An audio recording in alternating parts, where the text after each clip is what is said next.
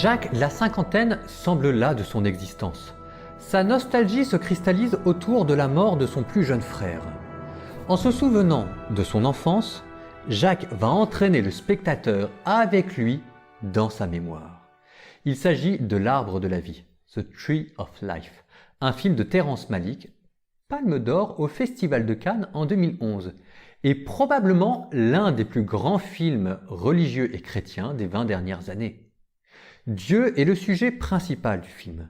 Alpha et Oméga, il est représenté du début à la fin du film, d'abord sous la forme d'une lumière, la lumière inaccessible dont parle précisément la Bible dans l'épître de Jacques. Et puis de manière plus discrète mais réelle, Dieu est présent à chaque instant du film. Mais disons-le tout de suite, The Tree of Life n'est pas un film de divertissement. Pas d'action percutante, pas d'histoire sentimentale, pas de dialogue serré, pas de grand scénario. Si ce livre était un livre, ce serait un livre de poésie. Il s'agit de méditer et de contempler. On y contemple un homme qui se questionne sur sa vie, la mort, la rédemption. Et à travers la poésie des images, le film entend donner à ces questions un sens qui va prendre les dimensions de l'univers entier, un univers dont le mystère va finir par nous échapper. Oui, je le redis, regarder The Tree of Life se mérite. C'est un film exigeant, mais écouter du Bach ou du Mozart aussi est exigeant et le film entend se situer à ce niveau. C'est un film follement ambitieux.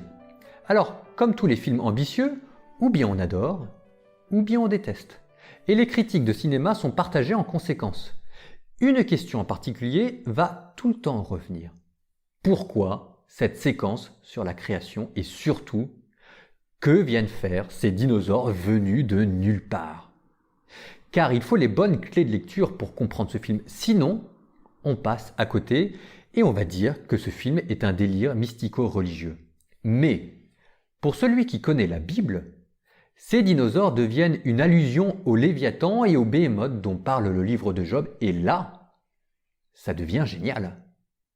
Alors c'est vrai, j'admets que l'ambition démesurée de ce film pourrait donner le vertige. Et peut-être cela ne pourrait être rien d'autre qu'une esbrouffe intellectuelle. Le grandiose et le ridicule, c'est vrai, donnent parfois les mêmes vertiges. Mais plusieurs critères me rassurent, moi, sur la qualité de ce film. D'abord, je me surprends encore une larme à l'œil, submergé par la simplicité des émotions qui s'imposent à moi quand je regarde ce film. Et puis il y a les références bibliques clairement assumées, que l'auteur déroule sans complexe et qui permettent de justifier d'autres lectures et d'autres allusions plus subtiles à voir. Il y a aussi la vérité de ces scènes de jeunesse, des scènes si justes, je trouve, que l'on croit revivre le développement de sa propre psychologie et de sa propre jeunesse. Et puis enfin et surtout, la poésie magistrale des images du film, rehaussée par une musique très belle. Oui, je l'avoue bien humblement, The Tree of Life est un film qui me dépasse. En tout cas, je n'en ai pas encore fait le tour. J'ai décidé de m'abonner à la chaîne du frère Paul Adrien, c'est vraiment très bien. C'est ce que tu avais mieux à faire.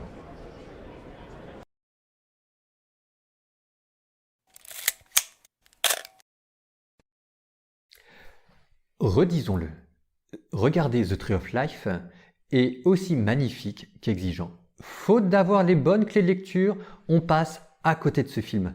Et même avec les bonnes clés de lecture en main, la porte reste difficile à ouvrir. Commençons donc avec la première clé de lecture, celle que Terrence Malick vous donne dès le début du film. Et c'est Job, mise en exergue du film avec une citation de la Bible. Job qui dans la Bible a tout perdu, ses enfants, sa richesse, sa santé et qui se révolte contre Dieu parce que c'est tout ce qui lui reste pour sauver sa dignité. Job dans le film, ça va être cette mère qui a perdu son fils. Nous ne saurons rien sur les circonstances de la mort du fils. On peut imaginer le pire ou rien du tout. D'ailleurs, la question n'est pas là. Elle est dans le sens d'une jeunesse inutile, d'une vie qui n'a pas tenu ses promesses, d'un amour qu'une mère a donné pour son fils et qui semble finir avec ce fils dans le néant et la douleur. Et grâce à Job comme clé de lecture, on comprend que la mort de cet enfant est moins importante pour elle-même, d'où le scénario un peu moins important, la mort est moins importante pour elle-même que pour le symbole qu'elle représente. Le symbole de la douleur et de la souffrance par excellence. Un parent qui enterre son enfant. Et alors on comprend, toujours grâce à Job, les paroles lénifiantes du curé, les platitudes mensongères de la voisine, la solitude où votre conjoint vous enferme. Ce sont les mauvais consolateurs dont parle le livre de Job, ceux qui croient vous aider, mais qui en fait vous enfoncent. Toujours grâce à Job, on comprend ce magnifique sermon dans cette église. Pourquoi est-ce qu'il est beau, mais pourquoi est-ce qu'il est froid? C'est le discours d'Éliou dans le livre de Job. Et puis, et surtout, toujours avec Job comme clé de lecture, on comprend pourquoi cette longue séquence qui retrace l'histoire du monde et qui va du Big Bang jusqu'aux dinosaures, le tout sur fond de musique religieuse. Cette séquence, dans le film, c'est la reprise en images du discours de clôture du livre de Job. Un discours où c'est Dieu lui-même qui prend la parole pour décrire à Job les merveilles de sa création. Le bien, le mal, la vie, la mort. Faute de voir les références à Job, on passe à côté de cette séquence que l'on trouve alors pompeuse. Mais en vérité, cette séquence vise à nous faire comprendre comment fonctionne la réponse de Dieu dans Job. C'est une réponse qui prend la forme d'une révélation. La révélation d'une sagesse supérieure et qui va déployer sa splendeur à travers le tragique, à travers la beauté d'une création mortelle qui aspire à l'éternité. Et le sentiment du sublime que cette révélation procure par moments parvient un instant à chasser la douleur du deuil. La souffrance n'est pas résolue, mais elle devient relativisée. Elle était avant un absolu dans lequel nous nous perdions, et le film nous permet de retrouver, grâce à un sentiment de sublime, notre place de créature dans un univers qui nous échappe. À défaut de comprendre la souffrance, l'espérance va pouvoir renaître grâce à l'humilité et à l'admiration. Espérance qui trouvera à la fin du film sa justification, mais ça, c'est pour plus tard.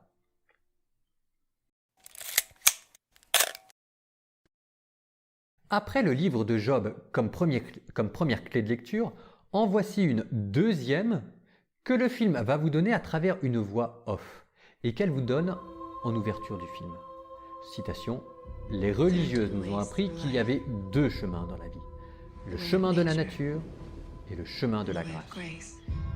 Et tu dois choisir lequel tu vas suivre. » On retrouvera ce thème des deux voies dans le film à travers l'histoire de cette famille. Le père, figure autoritaire et stricte, joué par Brad Pitt, qui incarne le chemin de la nature, suivre son propre voie, être dur face à l'adversité, réussir sa vie à la force du poignet. Et d'autre part, la mère, figure de délicatesse et d'humilité, jouée par Jessica Chastain, la mère qui incarne la voie de la grâce, l'amour qui sourit à travers toute chose. Et puis Jacques, le fils, Jacques, joué par Sean Penn, qui incarne lui le conflit que la nature et la grâce se livrent, car il va retrouver en lui ces deux traits qui lui viennent de son père et de sa mère. Mais cette clé de lecture doit être maniée avec délicatesse, sous peine de caricaturer le propos du film. Au premier abord, on pourrait croire que la nature et la grâce s'opposent, le bien avec la grâce, le mal avec la nature. On retrouverait alors l'opposition entre la chair et l'esprit dont parle saint Paul dans la lettre aux Romains. Citation: « Nous ne sommes plus sous l'emprise de la chair, mais de l'esprit. » Et il y a de ça dans le film.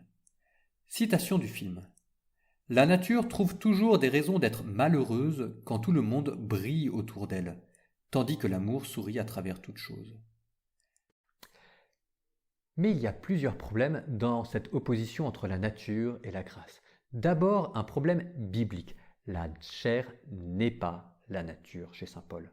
La chair, c'est saint Paul, représente la nature humaine corrompue par le péché. Ensuite, il y a un problème théologique que le film rappelle. La nature est bonne. Elle est le lieu où Dieu révèle sa gloire. D'où ces images de la création dans le film. Et enfin, il y a le bon sens éducatif que le film, lui encore, vous rappelle. Le père et la mère s'opposent, oui, mais dans le cadre d'une alliance conjugale. C'est la nature et la grâce qui éduquent ensemble les enfants. Tout caricatural que soit le père, il a aussi une part de vérité. Il nous rappelle que le monde est dur et que le travail est une valeur. Et d'ailleurs, quand le père s'en va en voyage, les enfants font n'importe quoi. Ce qui est sûr, c'est que le film montre comment la voie de la nature, à elle seule, sans la grâce, est une impasse qui rend malheureux. Et le père est malheureux. Et c'est le moment de ressortir non pas l'imitation de Jésus-Christ, mais saint Thomas d'Aquin, et une de ses phrases choc, citation, « La grâce n'abolit pas la nature, elle la complète. » Non pas opposée, mais réconciliée, et tel est l'enjeu de ce film. Je dis l'enjeu, car ce n'est pas sûr qu'on y arrive.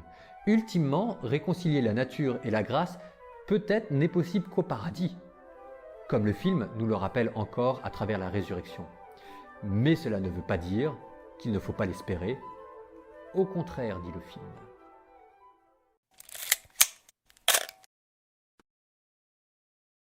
Après la nature et la grâce, après le livre de Job, je vous propose comme troisième clé de lecture du film The Tree of Life, tout simplement son titre, L'arbre de la vie. Quand nous parlons du jardin d'Éden, nous focalisons généralement notre attention sur un autre arbre, l'arbre de la connaissance du bien et du mal, sur le fruit défendu. Et nous oublions qu'il y avait un autre arbre, plus important, un arbre planté au centre du paradis et dont le fruit, lui, était permis. Un arbre dont nous avons perdu le souvenir, un arbre sur lequel va se focaliser le film, l'arbre de la vie. Le symbole d'une vie venue d'en haut, d'une vie en plénitude, la vie éternelle. La Bible commence par l'évocation de cet arbre et finit par cet arbre. Apocalypse chapitre 22, au milieu de la Jérusalem céleste, entre les deux bras du fleuve, il y a un arbre de vie. Chaque mois, il produit son fruit et les feuilles de cet arbre sont un remède pour les nations. Le film commence par cet arbre lui aussi et termine par cet arbre. Et à travers lui, le thème de la vie éternelle va être déployé dans le film, à travers les images récurrentes d'arbres, mais aussi à travers le spectacle plus large de la nature. L'arbre de la vie, c'est la nature traversée par la gloire. La terre et la végétation qui laissent pressentir quelque chose de Dieu et de la vie éternelle. Mais les autres éléments vont être utilisés pareillement dans le film. Le feu, qui va lui aussi faire pressentir Dieu et la vie éternelle comme lumière inaccessible, comme volcan de vie. De même, le vent, dans le film, fait pressentir lui aussi la vie éternelle, son murmure, son inspiration, sa légèreté. Et puis et surtout, l'eau, le symbole de la vie par excellence dans le film. L'eau qui donne la vie, l'eau qui lave et rafraîchit, l'eau qui s'épanche dans un fleuve aux dimensions de l'éternité. L'absence d'eau devient l'absence de vie, le désert où Jacques s'aventure pour se confronter à ses propres questions et à ses propres doutes.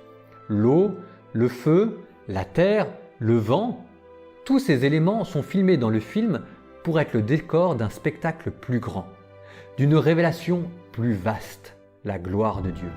Cette gloire qui laisse entrevoir dans la création ce qu'est la vie éternelle. Et, comme le Père finira par le dire, « Je voulais être aimé parce que je suis un homme fort, un homme grand. Je ne suis rien. Regarde, la gloire autour de nous, les arbres, les oiseaux. J'ai vécu dans la honte. J'ai tout déshonoré et je n'ai pas remarqué la gloire, un homme stupide. » Cet homme qui vit dans la honte et la folie, c'est évidemment Adam, chassé du paradis, mais nous aussi à sa suite qui ne voyons plus la gloire de la création. Et maintenant nous contemplons l'arbre de la vie, mais de loin désormais. Peu importe. La nature par sa gloire reste une icône de Dieu que nous avons oubliée. Un chemin qui mène à lui. Et la gloire de la nature, quand on la contemple, devient un fruit qui donne la vie, un remède à notre honte et à notre folie. L'arbre de la vie, c'est la nature dans sa gloire et à travers elle, Dieu qui nous attire à lui. Et c'est ce que le film rappelle. Je vous propose Aujourd'hui, une dernière clé de lecture pour comprendre ce film L'Arbre de la vie, la confession. La confession au sens large, ce que nous appelons aujourd'hui la relecture, relire sa vie à la lumière de Dieu. D'où cette voix off dans le film. Ce monologue intérieur qui se change constamment en prière. Cette confession, pour Malik, dépasse notre propre histoire. D'où ce long détour que le film va vous proposer du côté de la création. Car même la plus infime vie engage l'univers entier dans le film. Elle est une destinée, la vie humaine est une destinée.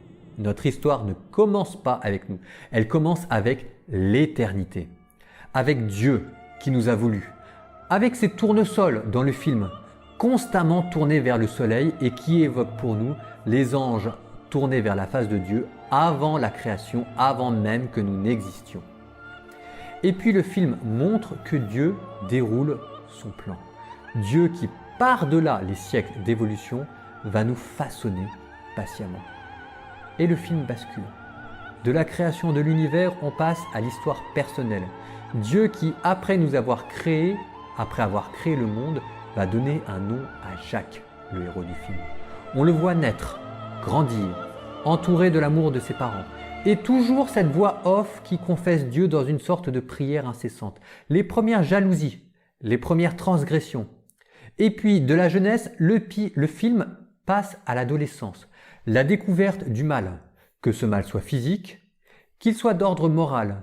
Et avec la découverte du mal, la découverte de la mort et du tragique. Et puis on passe à la crise d'adolescence, à la remise en cause de l'autorité, l'insolence envers les parents qui se changent en haine et qui entraînent des fautes conscientes et voulues chez les adolescents. Ces jeux d'adolescents quasi insignifiants, mais qui sont pourtant lourds de révolte. Et le film évoque avec pudeur la découverte de la sexualité, vécue comme un tabou et qui pousse aux bêtises honteuses. Tout cela est décrit dans cette confession avec des images délicates. Et il est difficile de ne pas s'y retrouver, que l'on ait vécu ou non ces situations. Le jeune acteur joue remarquablement. La caméra choisit toujours des angles personnels. À chaque fois, on s'arrête sur un cliché suffisamment puissant pour évoquer notre propre jeunesse. Et puis, fin de la crise d'adolescence. L'enfant commence à trouver sa propre voie et découvre la miséricorde. On passe à la vie adulte. Et cette confession que le film met en image bascule une dernière fois. Le rythme s'accélère. Les siècles défilent. Le récit autobiographique qui commençait avec la création du monde et avant nous, nous dépasse et maintenant finit par déboucher sur la fin du monde, la résurrection de la chair, la réconciliation, les retrouvailles et à nouveau ces images de tournesol. Mais ils évoquent à présent le terme de notre destinée. Constamment tournés vers le soleil, c'est la vision béatifique des élus au paradis. Jacques le héros se réveille et nous ramène sur terre. La confession s'achève en espérance. Fin du film.